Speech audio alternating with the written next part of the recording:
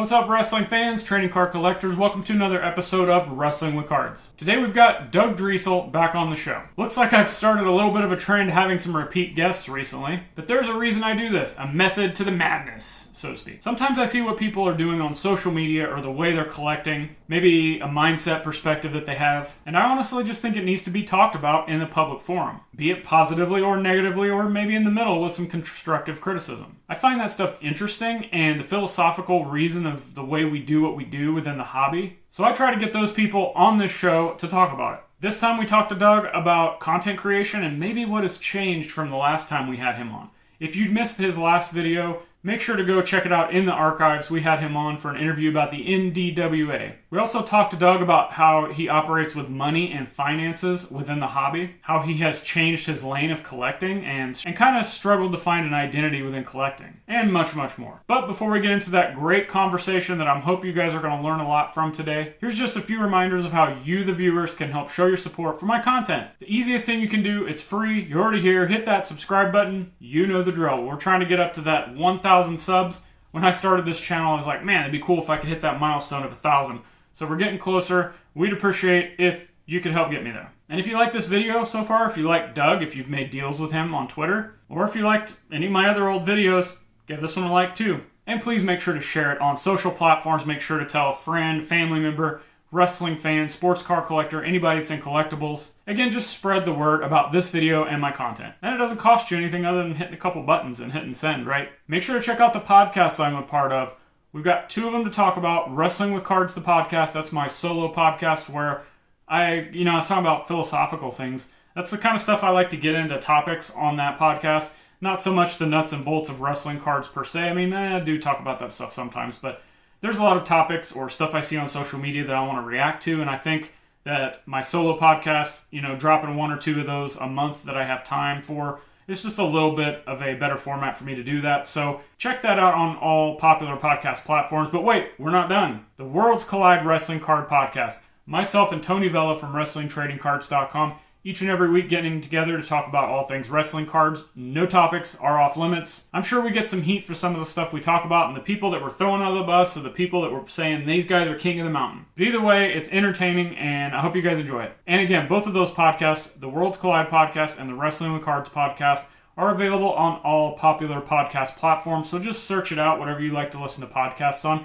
Leave us a review, subscribe to that, and let us know what you think and share it. If you'd like to help contribute to my content monetarily, check out Wrestling with Cards on Patreon. For as little as $1 a month, you can get your name in the credits of these videos, like all of these fine folks here who have donated their time, money, and efforts to be part of this community. And there's other tiers that you can pay more for to get involved in the show. You can come on the show as a guest quarterly and talk about whatever you want. There's bonus content videos. You never know when there's going to be discounted merchandise on there. It's a free-for-all on Wrestling with Cards Patreon, but you won't want to miss it. Check out my eBay store, Beast Mode Collectibles. I've got stuff for as little as $1.50 shipped. Buy 10 items or more, get 30% off no matter what it is. Lots of deals, slabs, wrestling cards, sports cards, memorabilia. It's all over there. I mentioned social media and sharing and tagging. You can check me out on social media. Again, links below to all that as well. And of course, buying me a coffee. Gotta stay caffeinated to keep these videos going, keep those podcasts coming out, keep any kind of content coming out. So I appreciate the donations for the coffee. But enough of that. Let's dig into the mind and learn from Doug Driesel. What's up, guys? We've got Doug back on the show. It's been actually 10 months. I went back and looked at this. 10 months since you've been on last. And a couple weeks ago, we had Mike Summer on, and it had been approximately a year and a half since we had him on. So I thought it'd be fun to kind of go back and, a dog appearance. That just made the video. Yeah, so, I don't have a studio set up, so I'm just sitting on my bring couch. all the dogs into the camera for me. They can make as many appearances on the show as they want. But I just thought it'd be fun to reach out and get you back on the show because there's certain people out there that have been doing things differently. And I kind of observed that. And then I'm like, this is a good talking point, or I want to see what's going through their mental process that may be able to help someone else. So I figured we got a lot to talk about. So welcome back. Thank you very much. I appreciate you having me back. I see you've got, first off, the first thing that I can see has changed is that nice Logan Paul chain there. You got you got to flex, baby. You got to flex. That's awesome. Yeah. So I'm guessing that was the pure inspiration to make one of those. Oh, for sure. I mean, and to make one of those, I I packing taped. It's in a sleeve. I didn't do directly to the card, but it's in a sleeve. I packing taped the sleeve to a work lanyard. So That's great. you know. So lots of stuff has changed, I'm sure, that from a collecting standpoint or content, life, like whatever. So I'll give you the floor. What's been some changes for you in the past 10 months in the hobby or content or anything? I mean, honestly, I don't have anything that I feel like is like dire that I need to promote, like thumb wrestling was, because thumb wrestling ended. So yeah, so let's start there, since that was a primary focus on our last show. You could just tell everybody like what happened, where, and if it's ever going to come back, and the story, what's going on. Honestly, it'll never come back. I don't think it'll ever come back in the form that it was. I don't live in that town anymore. All those people have moved on. I'm doing different stuff now. It ended back we filmed our last thing in October. And I didn't finish it. It's like so close to being finished. And it's just, we worked very hard and put out stuff we were very proud of.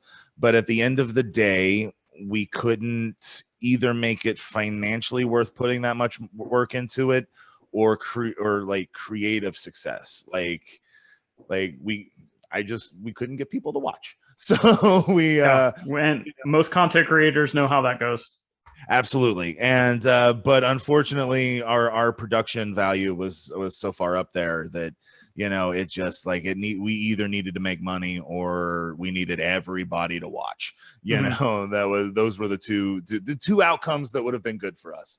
And so anyway, we wrapped that up, and then really I kind of got really into the collecting stuff. I got I was doing it a little bit when we talked last. I got really into it, and things just change every month for me, honestly.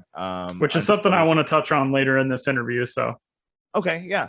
I would say though, until like maybe 2 months ago when I came up with the thing we're probably going to talk about soon. So that really gave me some focus that I really like in my collecting, and because I really got tired of bouncing around as much as I did, because it would be like, we'll talk more about it, but it would be like, I really want Mars Attacks black and white sketch cards of just the Martians. I'm going to buy 3 of them. And then the next month I'm like, who wants to buy these Mars Attacks Martian cards that right.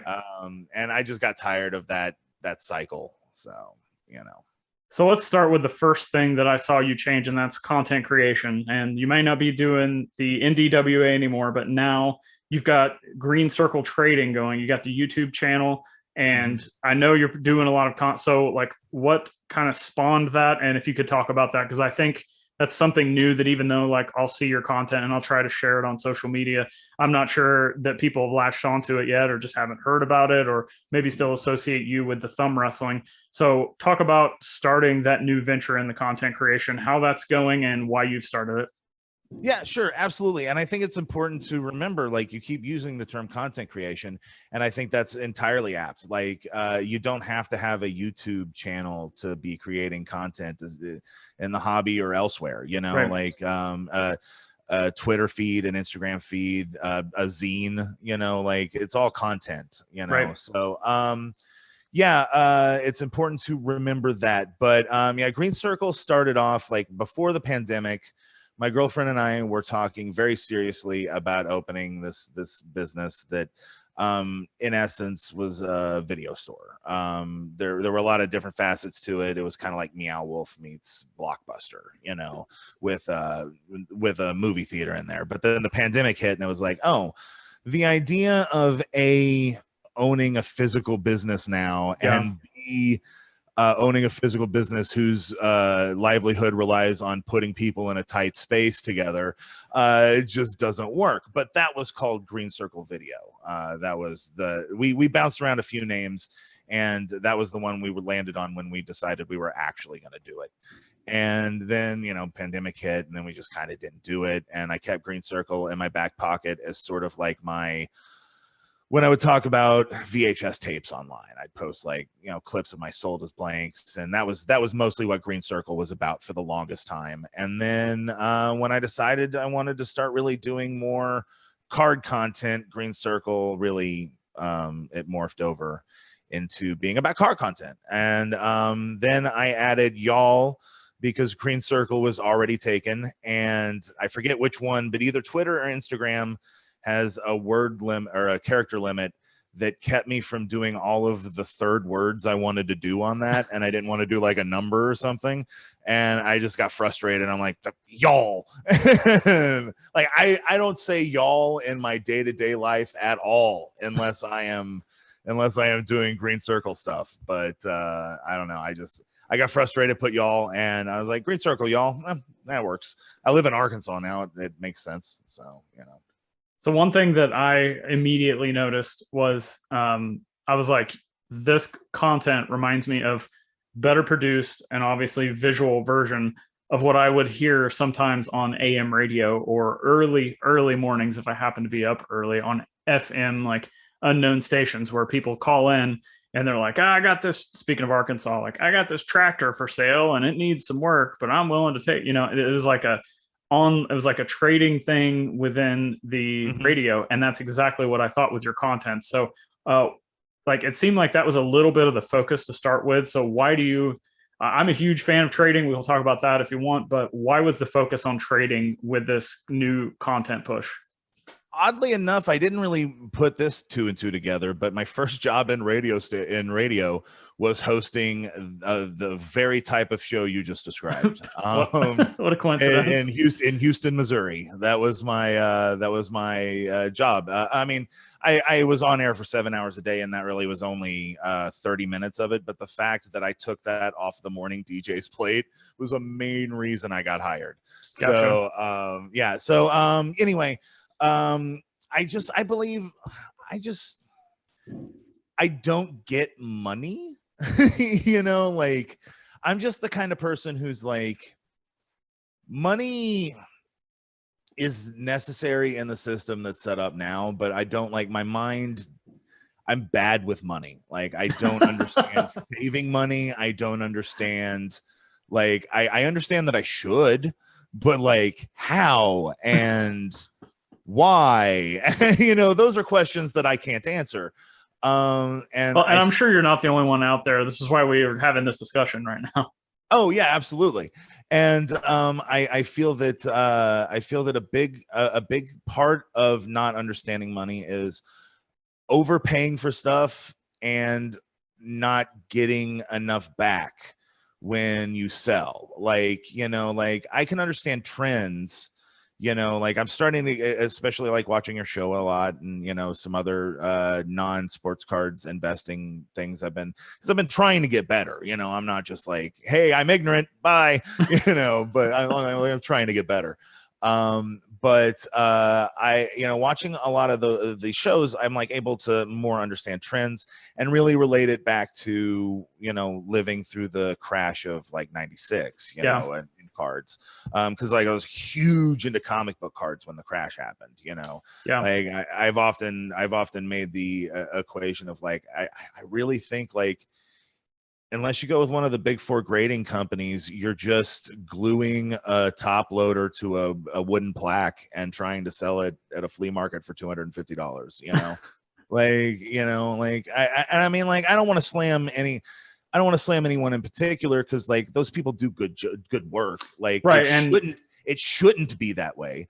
Just like I just understand that that's the way it is, right. Like and so learning those aspects of it and the ins and outs, it makes me realize how much I didn't know about like buying and selling. But I've always been good at trading because I've always been down for giving as much as I get. Like it's that thing of like opening those connections and stuff, like with, like there's people that I have traded a lot with. Like there's this one dude that does a lot of bulk with me that like is really easy to work with because we've done it so many times. and he can be just he can be like, hey, I've got some matte relics, and I'm like, cool, Zhan, I mean, a guy. And I'm like, and then we just work out a real easy trade that's mutually beneficial on both sides. And and the more you do it, the better those. It's not like people give you more stuff. It's not like a customer reward program, but it is like, then you start to become the person they think of, when people start thinking of matte relics, they're like, oh, I did a great trade with Doug, got a bunch of cool stuff. I got this matte relic. Let's see if I can work out a thing with Doug. Yeah, same concept as when you find out somebody's collecting a certain thing, or they need that last piece to finish their set or whatever it is. Like, you just start associating people with certain things. But trying to make sure everybody's happy in a trade is the way that you get that deference. You get that that come to mind whenever the thing pops up. So it's more than just going out there and constantly saying, I love this thing. You got to actually give to get, and that's what I love about trading. It's very much not a one-sided thing. Like, if you screw somebody over, you're not going to trade with them again. Like, they're not going to trade with you. That's just all there is to it. And so it's very much about not burning those bridges, and I love that about that, because when it comes to money, it's all about getting the most money for paying the least amount of money. And trade is more altruistic, I guess, and that's what I love you're saying. It's you really have to make sure everybody's happy. Whereas when it comes to those eBay posts you see of buyers asking, what's the lowest you'll go? It's like, I deal with that because selling off your stuff is part of having a collection. But I don't want to deal with that anywhere near the level you deal with that. You particular deal with that. I just don't want to. And so, then it comes down to, well, which is better, getting more for being fun, or, for being, not fun, but being like, being more for giving more, or like, and this is personal taste, by the way. I'm not making any judgments to people who have like stores and stuff, because like, you got to have them. Where am I going to buy my cards if there's no stores? It's just a personal taste of what I like to do. And I'm not a store guy, so trading is like perfect for me, because I like the friendships. I like the people you meet along the way. I'm very much a Muppet movie kind of guy. I cry at it every time, because, I mean, like, maybe he didn't promise anybody anything. Maybe he did promise himself something, So one thing that I like about trading, since we're talking about that, we'll just keep going on it, is it takes me back to the whole reason that I was really in the hobby to begin with. And that was trading at school, trading with friends on the playgrounds, or, at sleepovers or video game parties, or, wherever in elementary school that I was associating with people in trading. And I'm still get that feeling today when I'm able to work out a trade with somebody. So do you like the negotiation, even if it's like hey, I have this, do you want this done? Like, if it's as simple as that, or if it's like some kind of like complicated discussion that goes, a lot of back and forth, whatever. I love the negotiating part of that. It's just a fun extra added element of like gamifying the hobby to me, if you want to kind of think of it that way. But what are some things that go into that? Because I think anybody that's in any kind of collectible online, if they try to do trades, there's always a little bit of risk, and there's all different kinds of like vouchers or Facebook groups that people trade in. And then there's some things where like I've just sent blindly a trade, it ends up working out, and you've got like a trade partner for life, essentially. And then there's other things where it gets shady. And so just like, I think there's this maybe a stigma around online trading being too full of scams. But contrary to that, like there's just as much scamming going on in just the straight up buying and selling as there is the trade. So if you could just talk about some of your experiences with trading with people who you have no idea who they are on the internet. Sure. Yeah, I will absolutely do that. But I did want to point out something you were saying in there, like gamifying the hobby and stuff. Like, I would like to point out they aren't called hoarding cards. Like That's true. they're called trading cards. That's what they are for.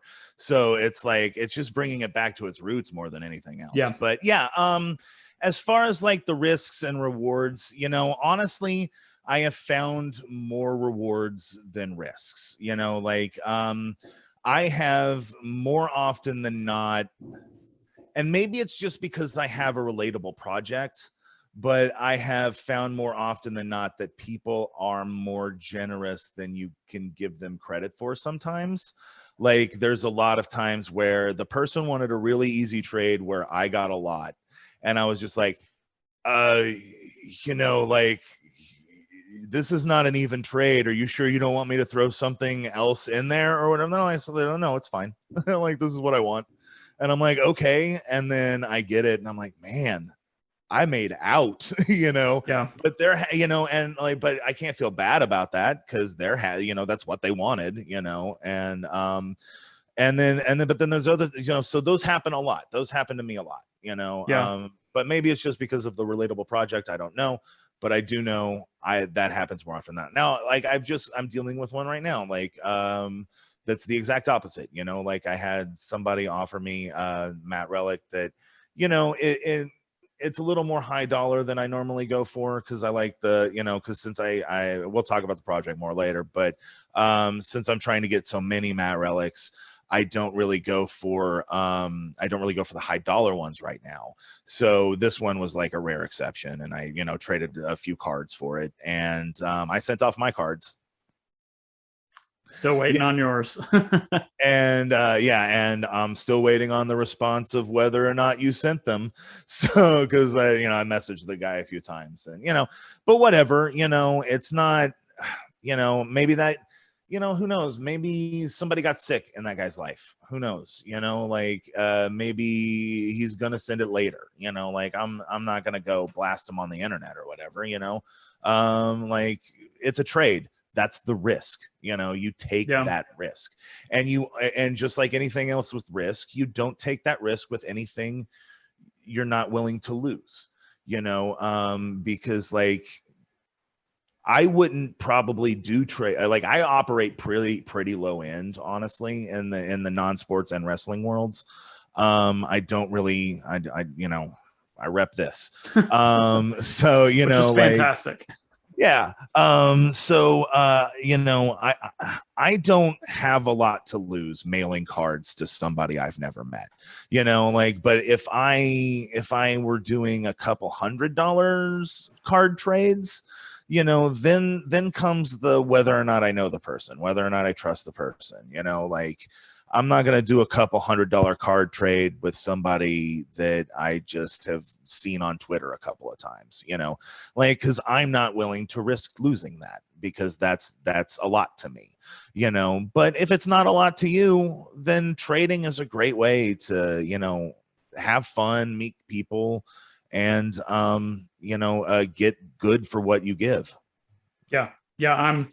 I wouldn't have a lot of the, thanks to you and some other people, I wouldn't have a lot of the bulk that I've got for my eBay store. And, a lot of times people, that they find out what, like, I'm willing to pay for base bulk cards and they kind of balk at it. But like you said earlier, on the deal where you thought you got the better end of the deal, like sometimes people just want to get rid of stuff out of their house and they're happy to take anything for it. So it can go both ways on the trade. And I'm guilty of, jumping on trades and being a little too risky. Luckily I've never had it backfire, but I've always had that in the back of my mind. But it's like, a card presents itself and it seems like it's a card I got to have for a PC or to complete a rainbow or something like that. And I'm like, man, I don't want to risk this, but like this may be my only shot at actually getting it if it's a 1 of 1 or something like that. So, but then at that point it becomes worth it, like, yeah. Well, and again, it's part of it's an additional experience in the hobby that you can get, like that anticipation of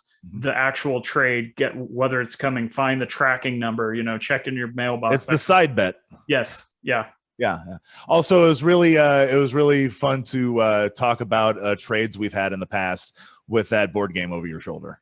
Yeah, I told you as soon as I got it, I told you where it was going to Yeah, go, and we absolutely. will be. I've had several requests. We are going to be doing a video unboxing that, looking at the Yeah, cards and it's so talk. awesome. Like it's just got that one piece missing. So, Yeah, it's yeah, absolutely. I love that game. I loved it so much. I wanted it to be, and like that's another part of trading. Like I loved that game, but I knew I didn't love it as much as somebody else did. yeah, And I knew somebody else who was gonna love it a lot more than I did, and yep. And I ended up getting that the one man gang card out of that signed at WrestleCon this year. So I was wondering if it was that one. Yeah. yep, that was the one. As Yeah. soon as I saw it in there and I saw he was signing, I was like, I got to send it off. So, and speaking of that, let's talk about. This is something that I noticed you were doing, and it's not just you. There's other people I've known. I had again. I mentioned that Mike was on the channel a couple weeks ago at the time of this recording, and we talked about how he was kind of struggling to find his place in wrestling, and then all of a sudden one day it just clicked, and he became a Norman Smiley super collector. So I've kind of been viewing your content, and it seemed that you said it yourself. You know, you were going after this set, and then the next day you weren't, and then you were going after this set, and the next day you weren't. And I've seen a lot of people doing that, and I've seen a lot of people actually catching flack for, taking losses on cards to then go buy something else to then maybe go back to what they actually sold in the first place. I don't, I guess it will affect markets if you want to talk about that perspective. But from a personal perspective, like who are we to tell each other what they should or shouldn't buy or what they should or shouldn't get tired of? But I want to go into kind of what goes into that from a mental perspective and just how that works, because I can't say that I've ever actually had that happen. I mean, I do change, like, I'll buy something, I'll have it for a couple years, and I'm just like, I like it, but it doesn't fit what I'm doing. Like you said, somebody else will enjoy this more than me. So I'll let it go.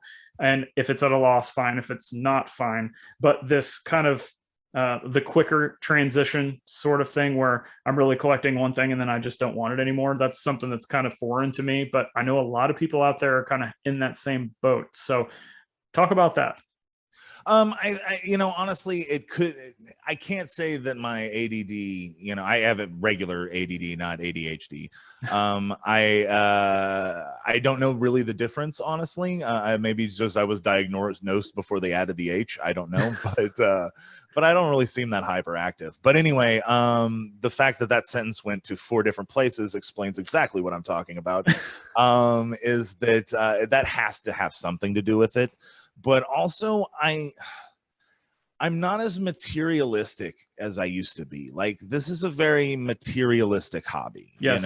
It's very much like I want to have this thing and hold on to this thing, and I have that for like a minute.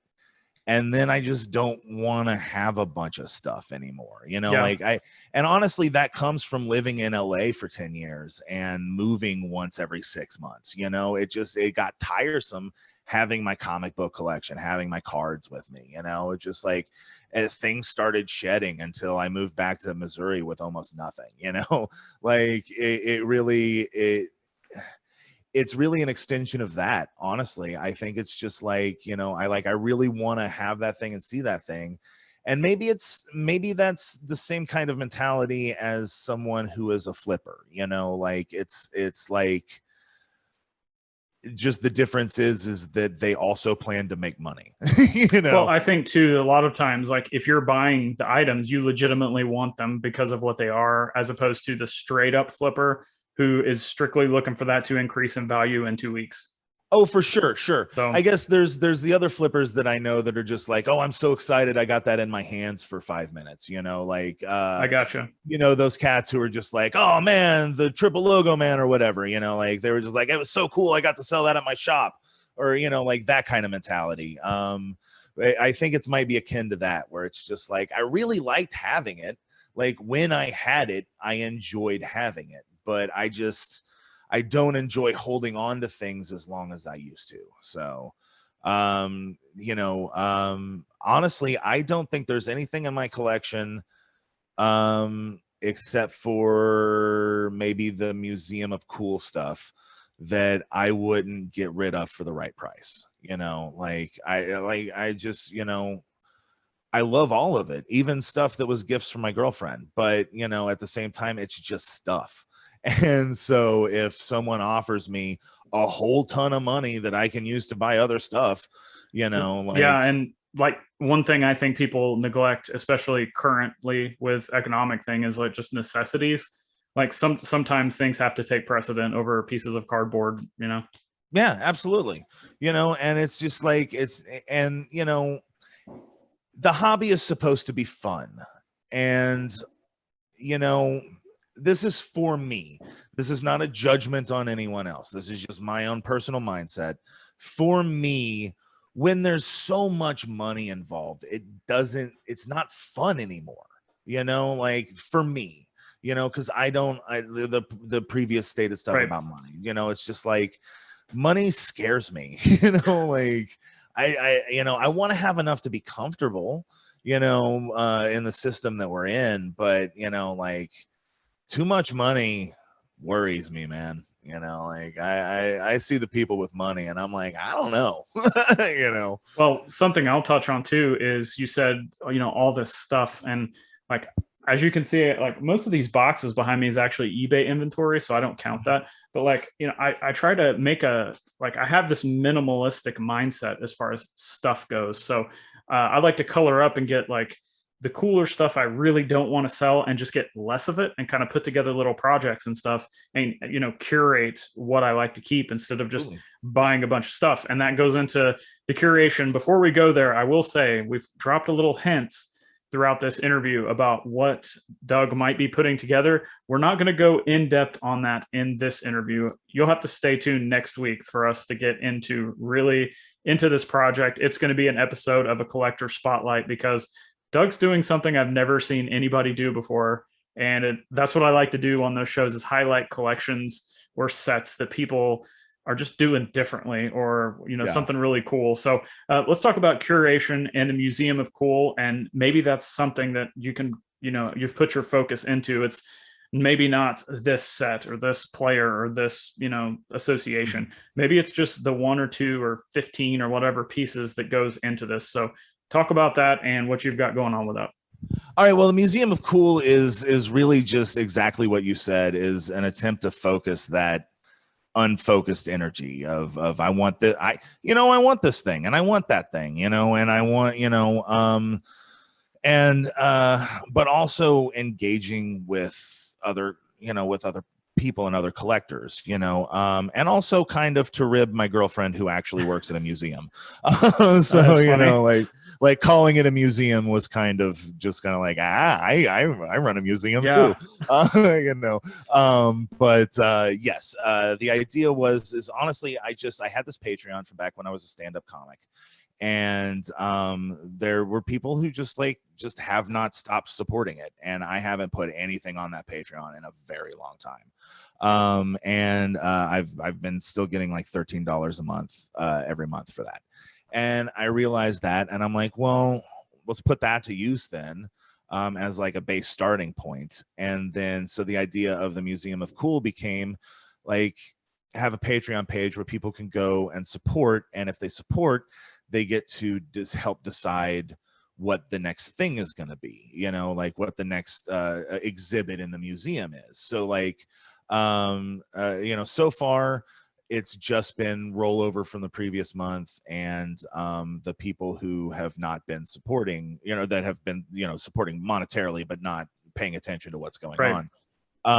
Hopefully that'll change. If not, I'll just keep working with $13 a month until the end, until I get done with it. But the idea is supposed to be that people, I'll put a poll up and people will be like, yeah, you should get a TV thing this month, or yeah, you should get something like a MASH card, or whatever. Like I'll have a different poll every month, and then people can tell me what I go after, and then I have to get something that is in that budget. And so if I go under my budget, then it rolls over, just like budgeting, just like a human person budgets.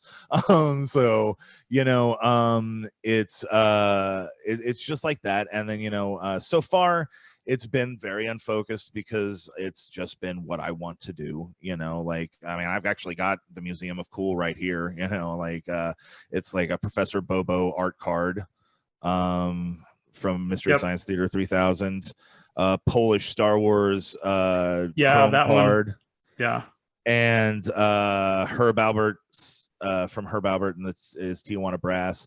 That's the I'm most random thing. But like that vinyl is what you always see in flea markets when you're flipping right. through. No matter which one. You just like I look mean, up, there he is, there he is, there he is. And then like to have the card of it, like that just brings back all that to me.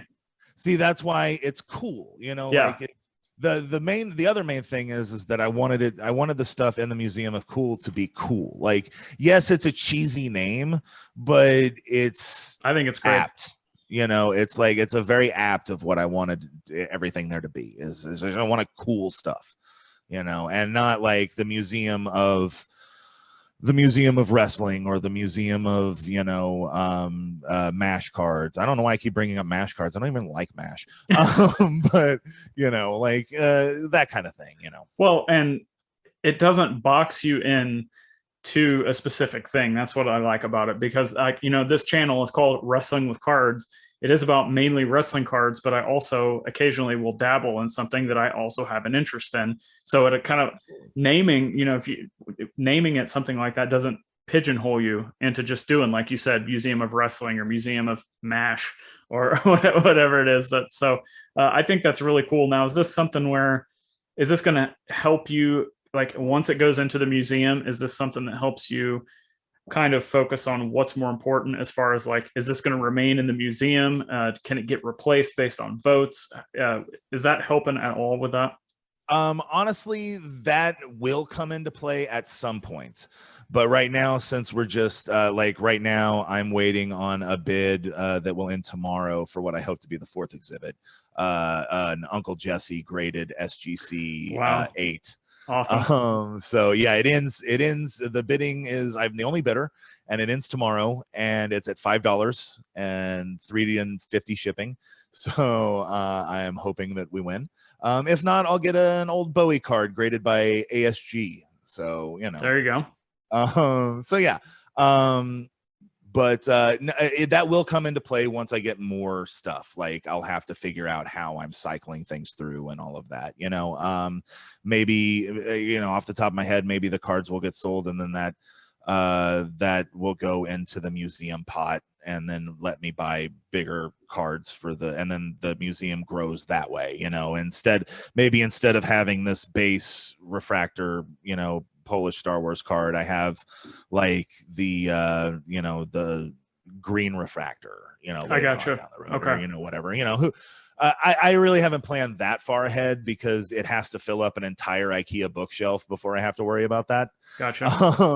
But it is helping me though with oddly enough, being so unfocused helps me with the focus because one of the things I want to try not to do is repeat themes right away. Like last month, I got the Herb Albert card. The reason that the David Bowie card is my backup card this month is because I didn't want to do another music card in a row.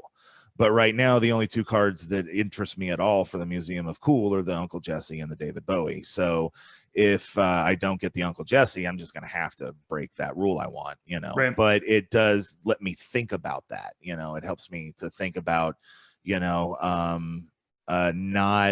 not becoming too focused, because when I personally become too focused, I lose interest. So. Gotcha. So one more thing I wanted to mention before we move off of the Museum of Cool and kind of close out the show is, what's the engagement been like? Is this something that you mentioned people could vote on it? How has the engagement as far as like building this out goes? Because it's something, you know, that I've talked to you about, and any other content creators. It's always kind of hard to get people to engage in these projects that you come up with, and you think people are going to like them, and then they just kind of like crickets. You know what I mean? So how has that been for you? Honestly, you know, crickets, but this was one of those that wasn't that's like I said at the beginning, like I don't have anything I feel like I have to like promote, because none of it needs to take off, you know. Like thumb wrestling was like something I wanted to be a job, you know. This one is just like, if people engage, great. If not, I have $13 a month plus whatever rolls over to play with, you know. So with Museum of Cool, that's very much like I'm playing it cool, you know. It's very much it, yeah. All right, good enough. So without spilling the beans, again, we've dropped hints. You're going to have to tune in next week to see what exactly Doug is curating. But what's next? What is kind of on the horizon? What have you have planned with the content? Any other collections? What do you got going on? Gonna finish up my Southland Tales PC as soon as I can. That's I've gotten to where it's pricey. The cheapest card that I can get currently is Wallace Shawn from Star Trek, and he only did signed cards as far as I can tell. Oh, I got okay. So and then I need a Curtis Armstrong, and he is currently the only card out there is a Pop Century autograph proof for $250. So either they come out with a new Curtis Armstrong card soon, or I am going to be waiting to finish my Southland Tales collection for a very long time. And then as far as that goes, I'm really just sticking with the Museum of Cool and the project to be named and Dog Turd trading cards. So, well, thanks again for coming on, and I really think that talking through the the unorganization, like, because it's not, again, I'm not like pointing fingers at you. It's just something that I wanted to bring up. You're willing to talk about it, and because I see a lot of other people that are, I'm not going to say losing focus, because you can still see the passion is 100% there with what they're doing. It's just like, it's just what you said that you were doing is what I think other people are doing, and I'm really hoping that our discussion today would kind of help people with that, if that makes sense. Yeah, I hope so too. So let everybody know where they can find you and where all the platforms. Just plug everything. Seriously, everything is on my Linktree. You can go to any of my social media sites at Green Circle Y'all. It's all Green Circle Y'all. Everything's Green Circle Y'all. And no apostrophe in y'all. And link tr.ee/Green Circle Y'all has literally everything. It's got links to professional thumb wrestling. It's got places to buy Dog Turd trading cards. It's got with the way you can interact with the Museum of Cool. It's got stuff that I've got up for trade. It's got literally everything we've talked about and more. And I'll make sure to put that link in the show notes to make it easy for everybody, so they can just get done watching this right now. They can just go down and click in the show notes and go check out everything. Get done watching this right now. That's what you meant, right? Yeah, we're done. We're done. Yep. Doug, thanks for coming on. Thanks. Thanks again to Doug for coming on the show today. It's really refreshing, I think, to hear people talk about maybe some losses or faults that they have within this crazy world that we all participate in of the hobby. On one of my more recent Wrestling with Cards podcasts, which again, links below for all the podcasts and anything else I'm involved with, I talked about how you can actually learn more from losses and how it actually makes you better at operating going forward. I also spoke about how, despite what a lot of old heads and hobby gatekeepers want to say, it's actually okay if you decide you want to switch lanes within the hobby and start collecting something else, sell this to fund that. Everybody out there collects different things for different ways, different reasons. I think we as a community need to be a little bit more mindful of the way that others think and approach the hobby, myself included. Sometimes we don't consider people's situations, be it life situations or financial situations, and sometimes we don't understand what they're going through mentally and the way that they're processing things. Sometimes people have more knowledge than what you may have, or some people may have less knowledge. Not everybody is on the same level playing field when it comes to how we operate in the hobby. But I do think it's always great to have productive conversations like this, maybe offer some suggestions or constructive criticism to certain people and bounce those ideas back and forth, and hey, maybe it helps out other collectors, which is the whole reason I started doing this content in the first place. And maybe we shouldn't take such hardline stances against the way people are doing things. Make sure to check out Doug's new YouTube channel. I'll have the links in the show notes along with all the stuff I've talked about several times before. I gotta get the plugs in. Subscribe to that channel that he is putting out all kinds of videos on. And make sure to make a trade with him, because that's an interesting story. The way that he kind of changed the way that he is approaching the hobby, and maybe we'll talk about that again some other time. But while you're there checking out the links to Doug's YouTube page, make sure to check out the links to everything I mentioned before for the podcast, Patreon, social platforms, eBay, all that stuff in the show notes below. And until next time, when you're done checking those show links out, click the videos on the screen for more great wrestling card content. I'll see you there.